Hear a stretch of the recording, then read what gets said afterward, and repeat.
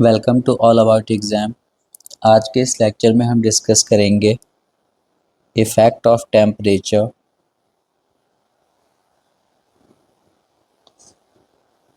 On rate of a chemical reaction on rate of chemical reaction.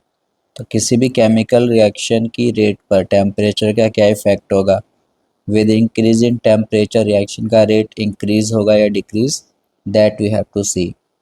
उससे पहले हमें एक टॉपिक समझना होगा जो कि है एक्टिवेशन एनर्जी। एक्टिवेशन एनर्जी,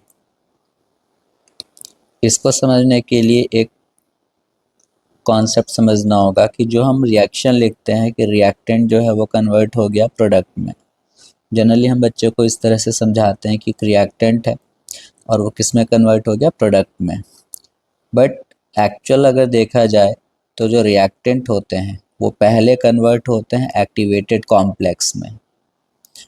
जो भी रिएक्टेंट है वो आपस में कंबाइन होकर पहले एक्टिवेटेड कॉम्प्लेक्स बनाते हैं और फिर ये एक्टिवेटेड कॉम्प्लेक्स आपको ब्रेक होके क्या देता है, प्रोडक्ट। तो हम ये कह सकते हैं कि रिएक्टेंट और प्रोडक्ट के बीच में एक्टिवेटेड कॉम्प्लेक्स होता है, और अगर रिएक्टेंट एक्टिवेटेड कॉम्प्लेक्स नहीं बनाएगा तो कभी प्रोडक्ट नहीं बन सकता, क्योंकि प्रोडक्ट हमेशा एक्टिवेटेड कॉम्प्लेक्स से बनता है, ना कि रिएक्टेंट से। मतलब ये ज़रूरी है कि अगर प्रोडक्ट बने तो उससे पहले रिएक्टेंट को किस में कन्वर्ट होना होगा, एक्टिवेटेड कॉम्प्लेक्स में। अब अगर हम इसको ऐसे एक ग्राफ के थ्रू समझें तो मान लेते हैं कि ये एक्सिस जो है वर्टिकल, ये एनर्जी को रिप्रेजेंट कर रहा है और यहाँ इस तरफ रिएक्शन का रेट है। ठीक है, इधर रेट नहीं, सिर्फ रिएक्शन लिख लेते हैं कि इधर रिएक्शन हो रही है। ठीक है, this is reaction going on. तो जब रिएक्शन चलेगी या स्टार्ट होगी तो रिएक्टेंट होगा, और हर एक रिएक्टेंट की एक पर्टिकुलर एनर्जी होती है। तो ये जो पॉइंट है, ठीक है, दिस पॉइंट, इस पॉइंट को मान लेते हैं कि ये रिएक्टेंट की एनर्जी है, जिसे हम नाम दे देते हैं ER। होता यह है कि जब ये रिएक्टेंट जो इस पॉइंट पर है ये पहले कन्वर्ट होगा एक्टिवेटेड कॉम्प्लेक्स में। अब आप ग्राफ देख सकते हो, ऊपर जा रहा है, मतलब रिएक्टेंट जब एक्टिवेटेड कॉम्प्लेक्स में कन्वर्ट होता है तो उसे एनर्जी चाहिए होती है। चल मान लेते हैं कि यहाँ पे एक्टिवेटेड कॉम्प्लेक्स फॉर्म हो गया। अब ये जो आपको एक्टिवेटेड कॉम्प्लेक्स दिख रहा है इस पॉइंट पे, आप देख सकते हैं कि इसकी एनर्जी ये है। ये जो पॉइंट है ये एनर्जी के लिए है, तो मतलब इस जगह पर एक्टिवेटेड कॉम्प्लेक्स फॉर्म हुआ है। दैट मीन्स एक्टिवेटेड कॉम्प्लेक्स की एनर्जी बहुत हाई होती है, और इसीलिए एक्टिवेटेड कॉम्प्लेक्स अनस्टेबल होता है। जितना भी सिस्टम जितना ज़्यादा एनर्जेटिक होगा वो उतना अनस्टेबल होगा, और इसी वजह से ये एक्टिवेटेड कॉम्प्लेक्स ब्रेक हो जाएगा किसमें, प्रोडक्ट में। अब प्रोडक्ट या तो आपका थोड़ा सा ऊपर यहीं पे बन जाएगा, या फिर हो सकता है कि आपका प्रोडक्ट नीचे की तरफ आके यहाँ पे कहीं बने। अब आप देखिए ये पॉइंट क्या है, ये रिएक्टेंट की एनर्जी है। ये एनर्जी किसकी है, रिएक्टेंट की। ER लिख रहा हूँ, रिएक्टेंट एनर्जी। अगर प्रोडक्ट आपका यहाँ पे बन गया एक्टिवेटेड कॉम्प्लेक्स से तो ये एनर्जी प्रोडक्ट की होगी, और अगर प्रोडक्ट आपका यहाँ पे बना तो एनर्जी ये होगी प्रोडक्ट की। अब होता ये है, ये जो गैप आपको दिख रहा है रिएक्टेंट और प्रोडक्ट के बीच की एनर्जी गैप, इसे हम कहते हैं डेल्टा H। अगर प्रोडक्ट आपका ऊपर की तरफ बना है, प्रोडक्ट अगर हमारा ऊपर की तरफ बना है इस पॉइंट पे, तो हम साफ देख सकते हैं कि प्रोडक्ट की एनर्जी रिएक्टेंट की एनर्जी से ज़्यादा है। तो जो डेल्टा H आएगा ये हमें सब पॉजिटिव आएगा, और ऐसे रिएक्शन को हम कहते हैं बच्चे एंडोथर्मिक। एनर्जी एब्जॉर्ब हो रही है। लेकिन अगर आपका प्रोडक्ट यहाँ पे बना कहीं नीचे, रिएक्टेंट की एनर्जी से भी नीचे, ठीक है, तो ये डेल्टा H कहलाएगा, और इस समय जो डेल्टा H आएगा ये निगेटिव आएगा, क्योंकि प्रोडक्ट की एनर्जी कम है। तो ऐसे रिएक्शन को जब प्रोडक्ट की एनर्जी रिएक्टेंट से कम होती है, मतलब एनर्जी रिलीज हो गई, सराउंडिंग में चली गई, ऐसे रिएक्शंस को हम कहते हैं एक्सोथर्मिक। ठीक है, और रिएक्टेंट की एनर्जी और ये जो एक्टिवेटेड कॉम्प्लेक्स बना है इसकी बीच का जो एनर्जी गैप है ना, इसे कहते हैं बच्चे एक्टिवेशन एनर्जी, EA। तो एक्टिवेशन एनर्जी होती क्या है? ये मिनिमम एनर्जी होती है जो रिएक्टेंट मॉलिक्यूल्स के पास होनी चाहिए to get convert into activated complex. अगर रिएक्टेंट मॉलिक्यूल्स को एक्टिवेटेड कॉम्प्लेक्स में कन्वर्ट होना है तो उन पे मिनिमम एनर्जी इतनी तो होनी ही चाहिए। उस मिनिमम एनर्जी को ही हमने नाम दिया है एक्टिवेशन एनर्जी। और अगर हम एक्टिवेशन एनर्जी नहीं दे पा रहे हैं रिएक्टेंट को, तो कभी भी रिएक्टेंट एक्टिवेटेड कॉम्प्लेक्स में कन्वर्ट नहीं होगा और ना कभी हमें प्रोडक्ट फॉर्म होगा। दैट मीन्स प्रोडक्ट फॉर्म होने की जो मेन रिक्वायरमेंट है वो है एक्टिवेटेड कॉम्प्लेक्स का फॉर्म होना। और इसके बनने के लिए ज़रूरी क्या है कि रिएक्टेंट के पास एक्टिवेशन एनर्जी हो। ठीक है, अब आगे समझते हैं। इन सारी बातों को समझाने का काम किया था एरिहेनियस ने। तो एरिहेनियस ने एक इक्वेशन दिया, ठीक है, जिसे हम बोलते हैं एरिहेनियस इक्वेशन। तो बेसिकली इन्होंने एक रिलेशन दिया सबसे पहले रेट कांस्टेंट के और टेम्परेचर के बीच में। तो इन्होंने फॉर्मूला दिया पहले K is equal to A exponential की पावर EA अपॉन RT। अब यहाँ पर जो K है ये तो रेट कांस्टेंट है, दिस इज रेट कांस्टेंट। और ये हमें जो दिख रहा है A, इसे कहते हैं प्री एक्सपोनेंशियल फैक्टर, क्योंकि ये एक्सपोनेंट के पहले है मतलब प्री। तो प्री एक्सपोनेंशियल फैक्टर, इसे एरिहेनियस कांस्टेंट भी बोलते हैं। बाकी EA आपकी एक्टिवेशन एनर्जी है, R गैस कांस्टेंट है और T टेम्परेचर। न्यूमेरिकल करते समय याद रखना होगा टेम्परेचर हमेशा हमें केल्विन में लेना है। अब ये जो हमें इक्वेशन दिखी है K is equal to A exponential की power minus EA upon RT, ये एक ऐसे फॉर्म में नहीं है कि जिसका हम यूज़ न्यूमेरिकल्स पे कर सकें। तो हम क्या करते हैं, इस इक्वेशन का दोनों तरफ लॉग ले लेते हैं। तो लिख लेते हैं इस इक्वेशन को पहले तो 1 मान लेते हैं ऑन टेकिंग लॉग, लॉग अभी ln मतलब जहाँ पे बेस पावर E है, तो दोनों तरफ हम ln ले रहे हैं, तो on taking ln both side. तो अब क्या होगा, इसके साथ ln लग जाएगा तो ये बन जाएगा ln के, A के साथ भी ln लग जाएगा ln A, और ln से ये जो E है वो कैंसिल हो जाता है और E की जो पावर है वो नीचे आ जाएगी EA अपॉन RT। ये इक्वेशन नंबर हो गया हमारे पास 2। तो ये इक्वेशन बेसिकली हमें इसी से मिला जब हमने इस इक्वेशन का दोनों तरफ ln ले लिया। अब आगे देखते हैं, हमें ln को log में चेंज करना है क्योंकि log टेबल में log की वैल्यू होती है। तो ln को log में चेंज करने के लिए बस ये ध्यान रखना कि ln जो होता है वो 2.303 log के इक्वल होता है। तो अब मैं क्या करता हूँ, ln को हटा के लिख सकता हूँ 2.303 log के, ये भी हटेगा तो 2.303 log A, और बाकी ये हमारा ऐसे चल रहा है EA upon RT। Equation number 3, हमें इस इक्वेशन में से ये नंबर्स यहाँ से एलिमिनेट हटाना है। तो मैं इस पूरी इक्वेशन को अगर 2.303 से डिवाइड कर दूँ तो ये हट जाएगा, सिर्फ ये बचेगा इधर log के, ये भी डिवाइड हो जाएगा 2.303 से, तो सिर्फ बचेगा log A। लेकिन इसमें तो कोई 2.303 इस वाले पार्ट में है ही नहीं, तो इसमें 2.303 इसके नीचे आ जाएगा RT के साथ, तो ये आ जाएगा EA अपॉन 2.303 RT। अब ये जो इक्वेशन है हमारे पास, ये एक अच्छी इक्वेशन है जिसका हम यूज़ कर सकते हैं न्यूमेरिकल्स या कुछ भी सॉल्व करने के लिए, बट स्टिल log के log A minus EA upon 2.303 RT, इसका पहले हम ग्राफ देखते हैं। एग्ज़ाम में आ जाता है कि एक ग्राफ प्लॉट करो किसके बीच में, log K के बीच में और 1 अपॉन T के, क्योंकि T के बीच में नहीं आएगा 1 अपॉन T, ये पूरा आपका 1 अपॉन T हो गया मतलब। तो इसे 1 अपॉन T को आप थोड़ी देर के लिए x मान लो, इसे आप y मान लो, तो ये पूरा पार्ट आपका m बन जाएगा, ये c बन जाएगा। तो स्ट्रेट लाइन की इक्वेशन हो जाएगी। तो ग्राफ कैसे बनेगा, एक एक्सिस पे आपको ले लेना है 1 अपॉन T और एक एक्सिस पे log K।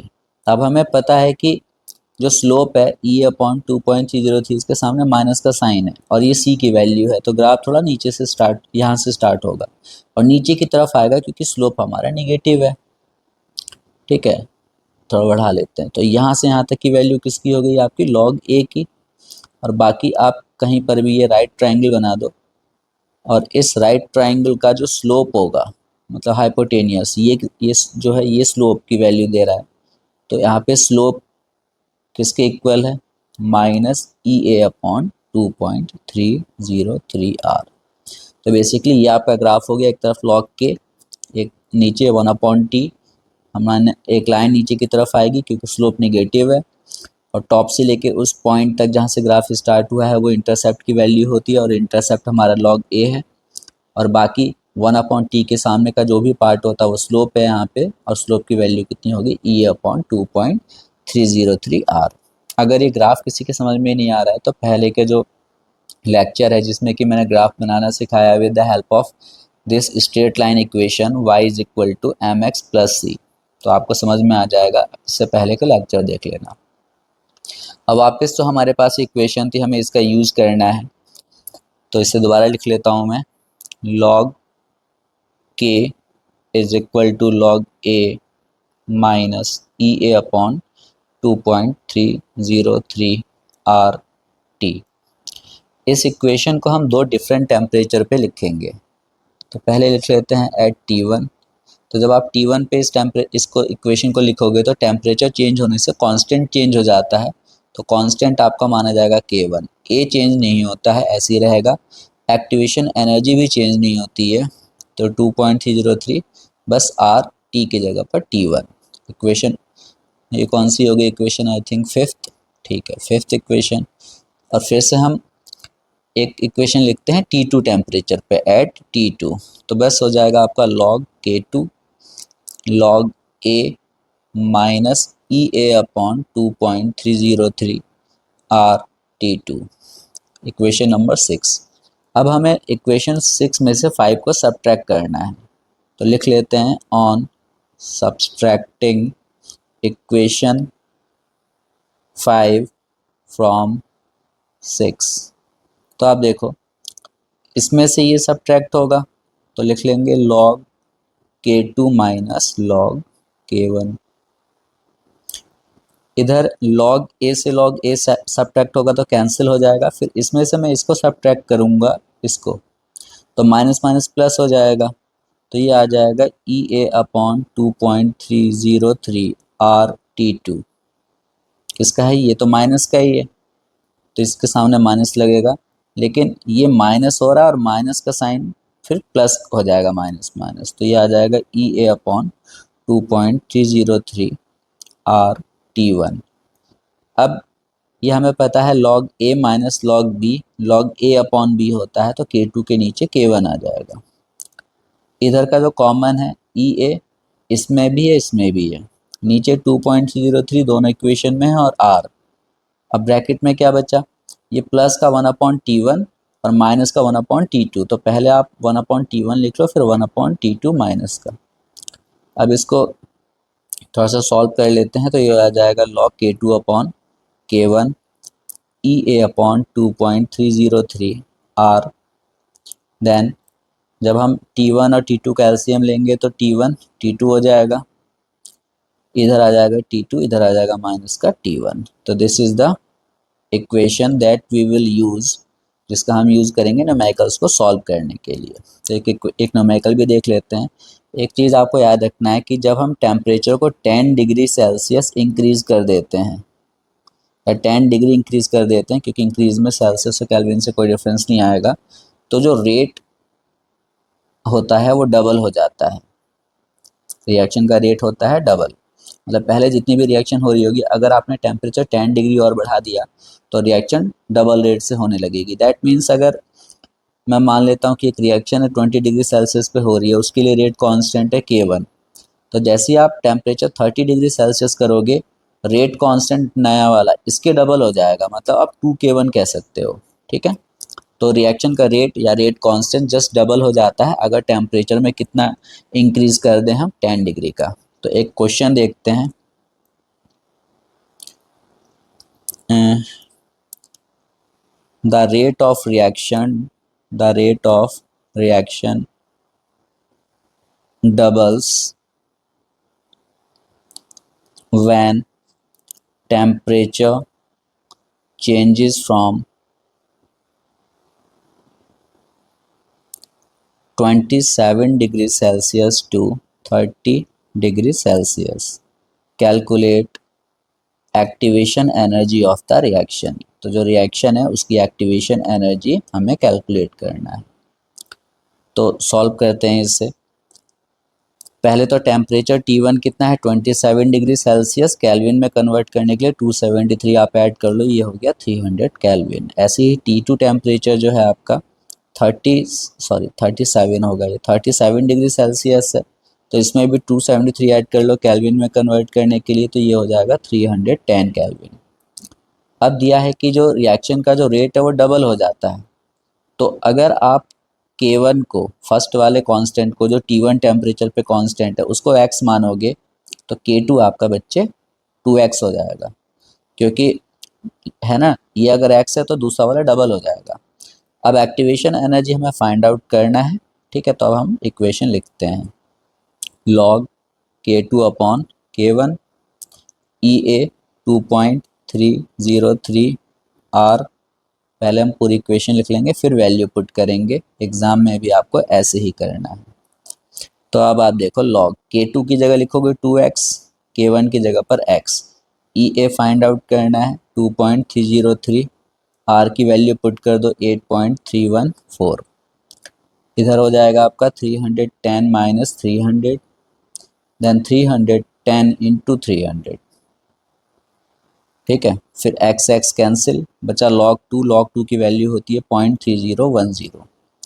EA आप इन दोनों को मल्टीप्लाई कर लोगे, ठीक है, तो ये 19 पॉइंट समथिंग या 18 पॉइंट समथिंग आएगा, जो भी आएगा आप इसे लिख लोगे यहाँ पे।